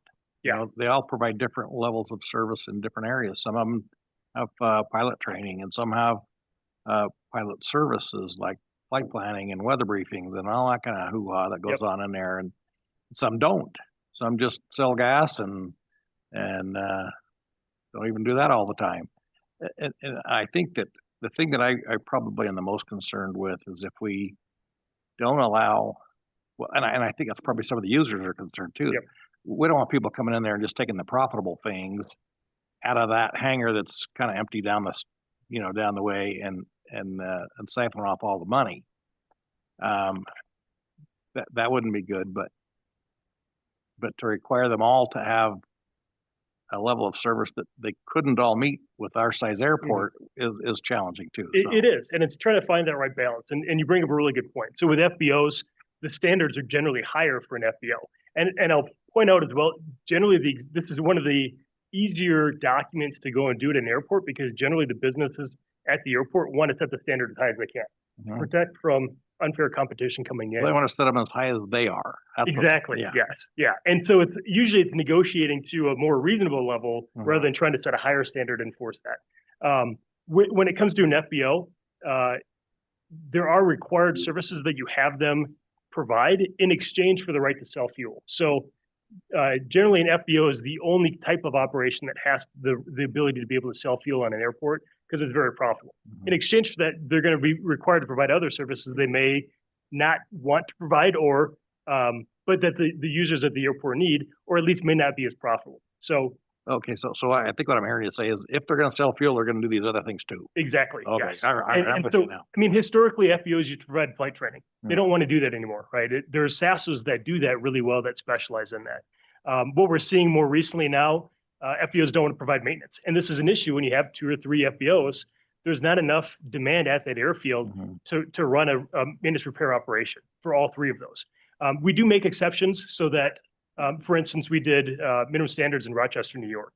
It was really important for the airport to have maintenance services because they were a commercial service airport. And being in Rochester, they were a long way from any mobile mechanics that could get up there and fix commercial service aircraft. So the airport wanted a requirement that they had maintenance staff available at the FBO that could service the largest commercial service airport operating at the airport. The FBO didn't really want to do that because there wasn't enough business to support it. But what we allowed was that the FBO could subcontract that to the other FBO, so that they're both meeting the service contractually. Okay, thank you. Yeah, great question. Ryan, Yeah, go ahead, Kurt. thank you. First of all, it's a pleasure being here with you, and Ryan, thanks for being there in person. I think we're really pleased to have this opportunity to bring these issues forward to you today, and to have worked with your stakeholders and your staff, because I think you should know that Ogden is on the right track towards really setting the stage for being a model for other airports. And as Ryan said, we make these comparisons to other airports. So your commitment in these regards is really something you should commend the team for. Specifically, Ryan, and minimum standards too, I think you want to address, and maybe it's in your other slide, is it's really a level set for the competitive environment is one thing, but it's also an opportunity for investment. And so the FBOs or other commercial operators look to the minimum standards to make sure there is that level, competitive, and safe environment before they make significant capital investment at that airport in exchange for lease term, typically, where that these standards somewhat protect that investment to make sure that in the future they're competing on that level playing field. As well, the standards provide for opportunity for diversity, and I think that's something that's really important in this at your airport. There is, you obviously have commercial operations with commercial air carriers, you have general aviation, you have private aviation, you have maintenance, you have fire service and life safety type of operations. The standards are designed to protect that diversity so that you have a spectrum of economic impact to your community. Yeah, thanks, Kurt. And I jumped to the next slide because I think that ties into what I wanted to talk about here, right? In this diagram, you see municipal ordinance at the top. You know, the definitions are in there, of course. That helps us to ensure that all of these documents are referring to the same definitions, just for consistency. But as Kurt mentioned, minimum standards are usually I won't say prerequisite, but they're looked at by developers to ensure that their investment is going to be rewarded over the long term. And often we'll get called into minimum standards in the airport where they have an FBO or some other business that wants to operate at the airport, but either the minimum standards don't allow for that currently, or the expectations are too high to meet one category, or not high enough for them to feel that the investment's worth it. And so we'll get called in to try and rush through minimum standards, try and meet what the needs are for that operator to be willing to make that investment in the airport. That helps to explain why this makes more sense as administrative policy rather than ordinance, because it gives the airport the flexibility to work with those developers that want to come do business at the airport and meet their needs, whatever it may be. And we have a lot of, it also gives them the ability to be dynamic with the changing environment at the airport. As I mentioned, there are things that you don't necessarily need nowadays, like FBOs requiring flight instruction, but even, you know, with Uber and Lyft now, it was common for FBOs to have courtesy vehicles where they'd have a car available for, you know, passengers of operators to be able to take and drive around the airport. You don't necessarily need to require that now. So to come to city council to say, we want to update our ordinance to remove the requirement for FBOs to have courtesy vehicles. You know, it's those type of small changes that you tend to do in a living document that require, you know, common updates. So it's just things like those that help give the airport flexibility to be dynamic and respond to the market conditions. So it's still important to have reference to ordinance though. And so as we design minimum standards, rules and regulations, rates and charges, those rates and charges themselves will, be in your consolidated fee schedule, but the leases that the businesses and private operators are signing refer to all of these. So they still will have the power that they have today, but you're able to refer to them in leasing policy rather than writing them into the lease. And that's where we've run into issues where we'll see commercial businesses like an FBO. That's one of the, particularly an exclusive, or not exclusive, but the sole FBO at an airport, where they wrote the minimum standards into the actual lease because they didn't have them anywhere else. That really creates a problem when you get somebody that wants to come in and do business and compete with them now, and you have to essentially model their lease after another one that's probably not very good, and you start perpetuating this problem. And so ideally, the best practice is to create a structure like I'm showing this diagram where you have these primary management documents that you can refer to in the lease that themselves refer to ordinance to be able to give them the strength and enforcement they need, but yet allow for that flexibility to manage the airport for the changing conditions, as well as the changing regulatory environment that we deal with, and FAA constantly providing updated guidance materials. So that just gives you kind of a big picture on all of these documents that we're going to be presenting over the next few months, how they relate together. So, Yeah. quick question. So I understand what you're saying, but I'm also a little bit curious when something changes in the minimum standards, what happens to the people that sign the leases before? I mean, does that impact them at all? Grandfathering is always an issue, right? And this is going to be a challenge, I think, even with the minimum standards as we go, because the standards as they're in ordinance right now are very low, and they're not being consistently enforced. Just because if you wanted to start enforcing these now, you'd essentially be unfairly treating one person over another because they haven't been consistently enforced. So the FAA doesn't like to see grandfathering. What we tend to do is almost like a legal non-conforming use, right? If you are currently meeting the minimum standards, you can continue operating your business until you want to expand that type of operation. And if you do that, then you have to become into compliance. Even that can be a little tricky sometimes. And so it's striking a balance of, well, we need to up the standards at this point, and make sure that those that are operating subpar below the standards right now are brought up to standard, but yet still write standards that are going to meet what we desire for the airport and what we expect of the operation, even if some operators are not in compliance with those right now. So there's not a great answer. We don't want to grandfather in. That's what the FAA would not like to see. There's no black and white when it comes to this. It's a recommended document. They give advice on what should be in minimum standards and how they should be applied. The black part comes when you get a complaint from an operator saying that you're discriminated against them, and then you have to go through that process. And that is another part of the benefit of having these outside of municipal ordinances. There is a Part 13 complaint process through the FAA regional office, so it stays kind of local. And it's essentially like a mediation process for operators in the airport to try and resolve an issue. And the FAA may come back and say, yeah, sponsor, you screwed up, you need to make these changes. And then you've got to be able to go and make those changes quickly in the documents. So, good question. So kind of the opposite, like your example of providing the car service. Yep. If that changes, then does like a notice go out to everybody that they don't need to provide that service anymore? Or how does that work in? Yeah, so the first step in this, just like we're doing here, is stakeholder engagement. So, we've got a document that I think we shared with council that is a draft. That's the same draft that essentially we ended with at Salt Lake, and we've, used that as a starting template when we go into a new airport. We take that draft and we've already started sharing with stakeholders at the airport and say, we want your input, right? It's very generic. It allows for, a lot of flexibility, but help us understand what the conditions of the airport should dictate the requirements to be. And in that stakeholder process, we'll engage with the users and operators to understand what they think the standards need to be. And that's really helpful because other operators are happy to tell on their competition. And so it generally informs us very well on what the issues are at the airport. Right. But back to the example I gave. So if there was a standard and it changed, how does everybody get notified that? Usually through that stakeholder engagement process. So if we're going to make any changes in the administrative side, the FAA requires that you do it with stakeholders. Yeah, so you're going to involve them in the process. They'll see the draft before it ever gets changed. That's the way it should work. Thank you. So my last slide, I know this is impossible to read, but I just wanted to give you a kind of a visual of what the minimum standards look like. So we'll produce a document that's probably 40 pages that very few people ever actually read through. You've got kind of a purpose. I mean, it's true, right? Like you've got a purpose statement, you've got the standards. If you're going to start a business, that's going to be really important for you.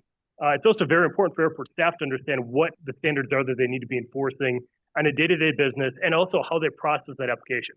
Not that much dissimilar from the planning presentation that you saw previously. You want to have these kind of expectations on, here's what we expect to see in an application, here's how we're going to review the application, here are the criteria that we can deny that application based on. And then you'll have the standards that are kind of visualized in this one-page matrix, as we call it. And it establishes the required services, the required facilities, and the personnel and hours operation, in addition to some more specific things, but this is just a kind of a 90% summary. For FBOs that you can see on your left in the dark blue, the different SASOs that you have from aircraft maintenance repair, aircraft sales, skydiving operators, flying clubs, and then your independent operators, which don't have a lease and tend to be more of your, I'd say, like mom and pop type providers. They may be providing maintenance out of a truck. You may or may not want to allow that. In some cases, it makes sense, right? So with large business aircraft, for example, you have very specialized systems, very expensive aircraft. Rather than have a general mechanic essentially operate on that aircraft at the airport, a lot of times they have these fast teams, so they'll fly a mechanic in to operate on that aircraft. They're not a licensed business operator at your airport, but you have to have essentially a process to allow them to be able to do business because they're competing with those that are. And so that's why you have those independent operators. Flight instruction is another one of these where you have a pilot that's an instructor and wants to give flight instruction to a friend of a friend or something like that. And so you have a process where you can get certified without having to have a lease and go through it, the same standards that you'd hold a for-profit business like Cornerstone Aviation, for example. So at the bottom of that, you also see there are the insurance or coverages that are required. And rather than getting specific liability limits, we really recommend that the airport just say, these are the insurance requirements you need to have. The liability limits will really be determined based on the size and the scale of your operation. That way you're not trying to do a one-size-fits-all for different flight schools or different SASOs. So I put this up there really to give an example of, at the end of the day, when we finish this 40-page document, Appendix A, the end of that is going to be this minimum standards matrix that's a quick reference for all operators and airport staff to be able to look at and be able to apply these consistently. So with that, that's all of the slides that I had to present. Unless there's any more questions for me, I'll turn it over to Margaret that can talk for you as well. I've got one, and man, I apologize. This is really overwhelming. This is a lot. Yeah. So when I'm going to start with this. This rolls off your tongue. Users, operators, and stakeholders. Can you define those, and do they overlap?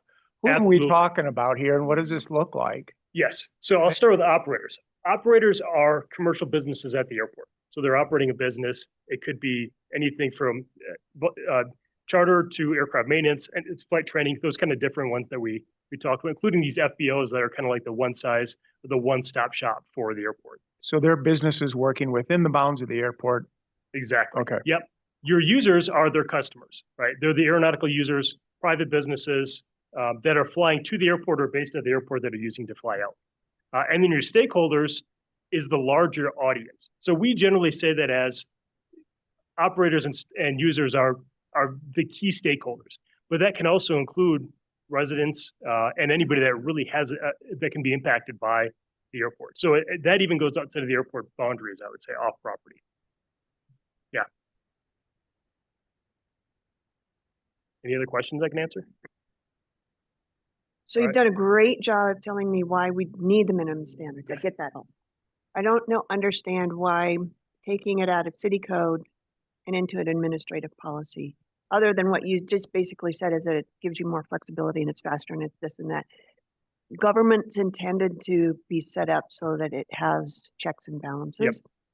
Yep. I'm really hesitant to do it just because of that. Give me the reasons why. Yeah, and I'll let Margaret and Kurt jump in on this as well. I'll take the first shot of this. So I mentioned the flexibility. I think from an ability of the airport to stay current is probably the biggest factor, right? I know this is a busy body, and the FAA recommends that you at least review, if not update, your minimum standards annually, so that you're looking at the process. So to have to come back with minor changes to the city council, that's probably the biggest reason why it makes more sense administrative code rather than ordinance.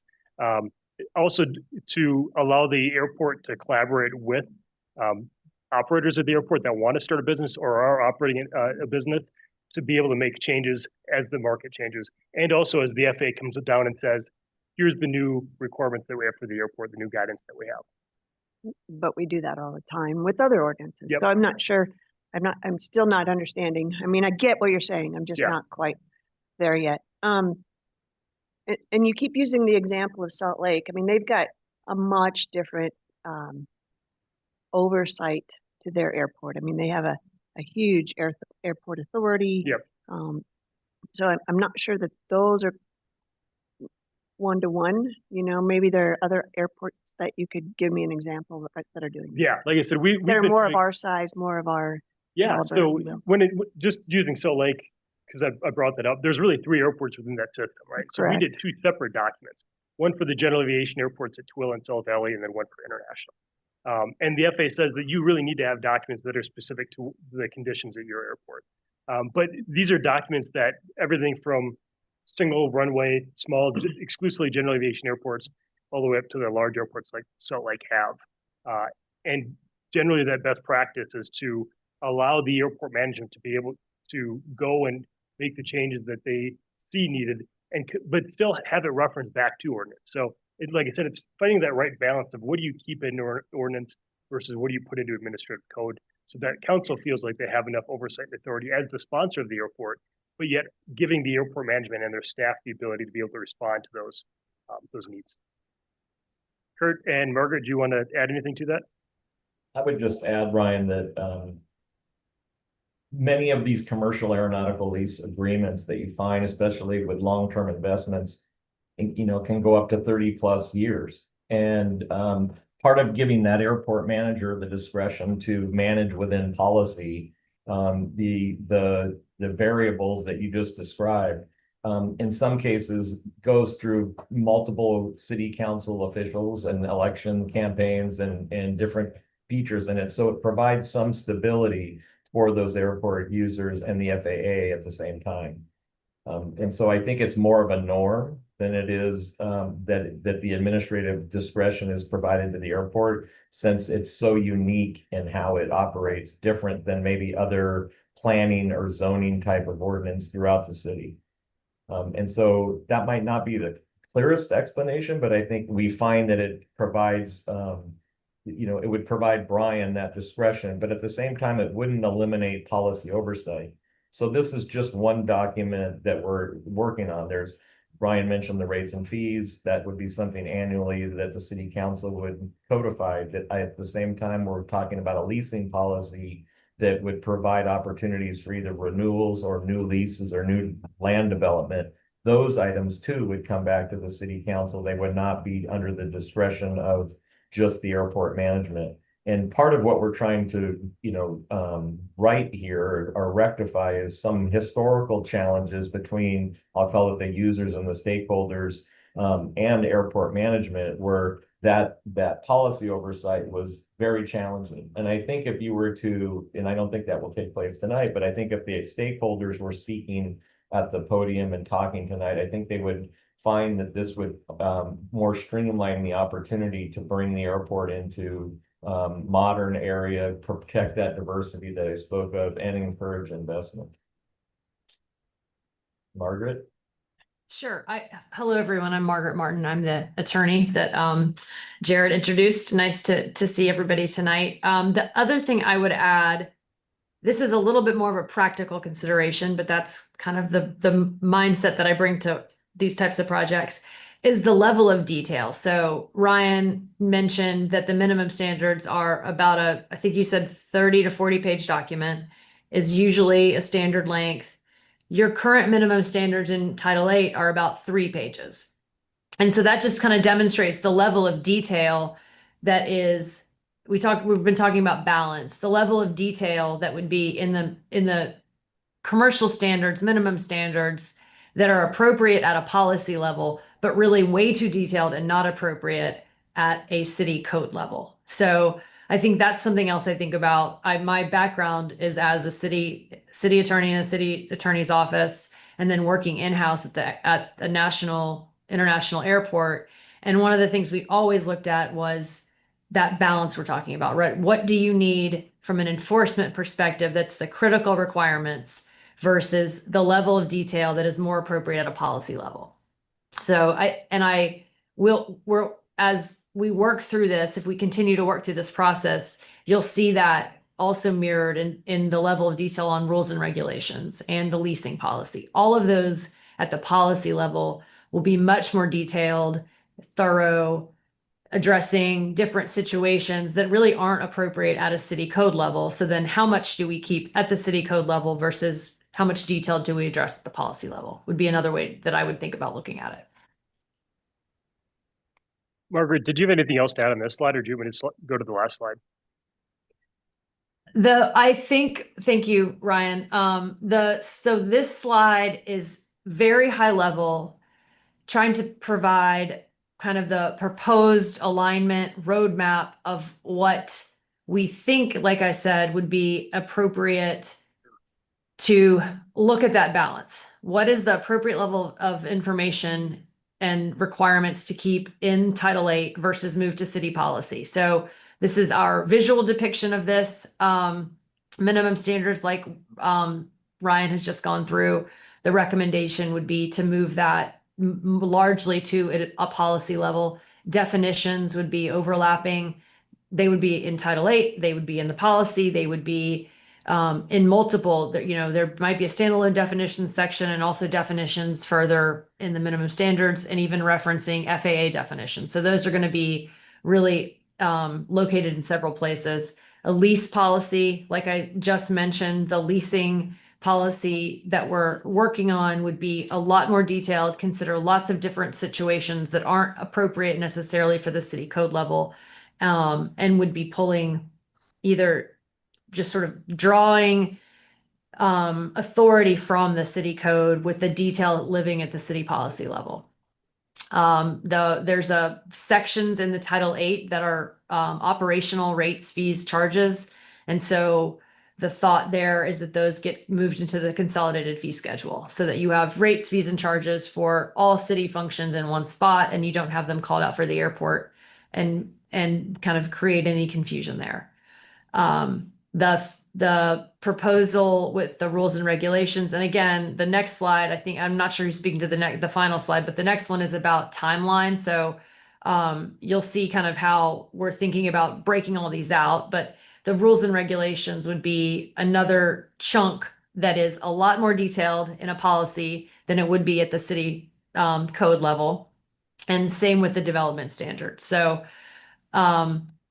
it's a long project with a lot of work sessions and discussions to see what is that appropriate balance, what should be at the city code level, what might work better in an administrative policy to provide that additional detail and flexibility that we've been talking about. And so I'm not sure, Ryan, who might be speaking more to the schedule here, but that's kind of the high level overview of what we've been working on when we talk about the Title VIII realignment. Yeah, I'll let Jared talk to this. I think he's got some comments. Great. While Jared's coming up, all this stuff is conceptual and my mind isn't grasping it. If we can start to get some examples or of what currently we're doing and why it doesn't work and what is proposed specifically, that'd really help me. Yeah, absolutely. I think I can work with Jared on that to get more detail in terms of like why the current minimum standards that are in ordinance don't meet best practices. I understand that. Yeah. Okay. But as far as the practical, this is why it needs to be in a policy and why it doesn't work as an ordinance. Yeah. Those kind of things are kind of an important distinction I need to understand. Yeah, and I think we even have a roadmap that kind of breaks down by section of ordinance, how each one will be addressed. That might be the better level of detail to provide in the future. I'll just come clean. I was on the planning commission when we originally did Title VIII, so it's a little bit personal that, that it's all bad and not good. I realize that those things do age out, and that's likely the case here, but, anyway, so yeah, I'm eager to understand, what's changed to cause that to be, Absolutely. to not work. And I think this feedback is great, right? Because this is a massive undertaking, and we didn't expect in any way, shape, or form that we were going to come to you tonight and that it was all going to make sense and you were going to be like, hey, yeah, you should go and do this. I mean, we've been working on this for a year, right? And we're not going to download a year's worth of information into you in an hour. And so that's why we need to go through and break it off in chunks to kind of move forward. And so it's good for us to hear. I want to recognize Glenn. I appreciate he came out and spent quite a bit of time with us out at the airport. And I apologize to him because I think we tried to dump all of it on him at once. And I don't think it made any sense. And that was a good eye opener for me going, okay, that was probably too much at once. And I don't think it made sense. I appreciate you having me. We appreciate you coming out. It was awesome. And so, yeah, we've got to break that down and we understand that we need to go through and we need to show, better examples and why this is and what's happening now and how it needs to be, to keep these things moving forward and go through that. And so, great feedback. All right. And then just real quick, sorry, just 20 before, seconds. yep, before we wrap up real quick, I just wanted to also, because it is huge and there's so many people in this, want to thank Mara. She's been helping a ton in this as well. We've had Ed McKinney that's also provided information and has been helping out, kind of get through this. There's a lot of players that have played a big part in this and a lot of feedback coming from different areas and we appreciate all of it. So thank you. Yeah, thanks.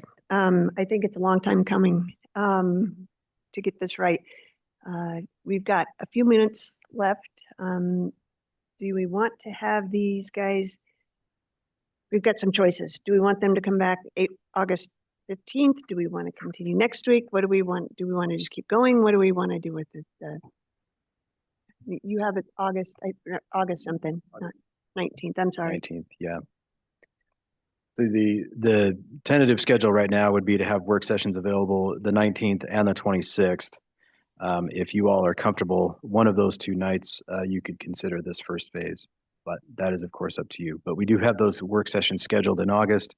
As Chair White mentioned, there is an option if you want more information more quickly than that we could have a work session next week.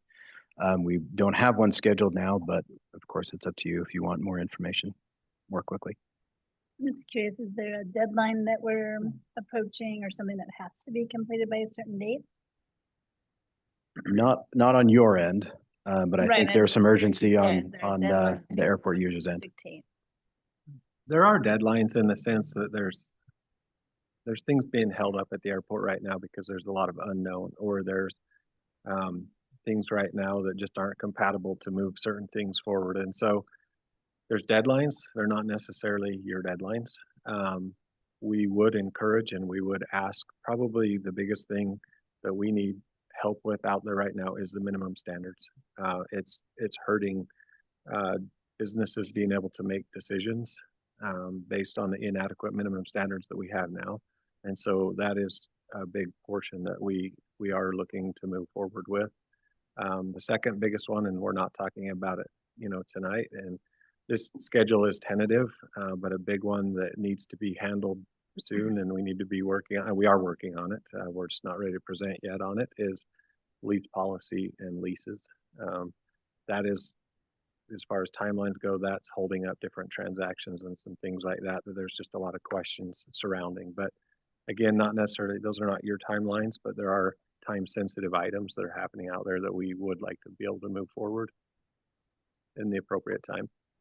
So Glenn, if we were to meet next week, does that move the timeline up or does it not matter and we'd still vote on the 19th or 26th? Well, the schedule for August would stay the same. Okay. So you have a huge gap over the next Mhm. month just because of the trip and elections and things like that that keep you from meeting until the 19th. So if you wanted to have an opportunity, I think that would just be for more your information, to feel more comfortable, ask more questions.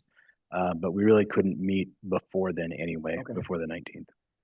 I don't know how it works. One other thing I would kind of like to understand is how much of our, you know, the audit that we had has driven a lot of what we're doing today. I'd like to kind of understand, you know, the relationship between those things too. I'm in favor of meeting next week if we can. I think the more information we can get, the sooner, the better. And, not necessarily a whole night thing, but if we can meet for an hour or two, I think that wouldn't interfere with other Pioneer Day or Pioneer Week activities. So, Yeah, and I would rather be, only because I'm still not convinced of giving up any of that to an administrative choice. So I'm fine with that. With next week? Yeah. Is that what I'm hearing? Okay.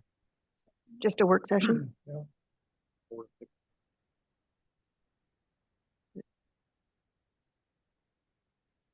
All right, we have one more item that we will probably not get to tonight. Come back into the work session, or is there a need? We don't need, we can move it to, we could even do it next week. Okay. Yeah.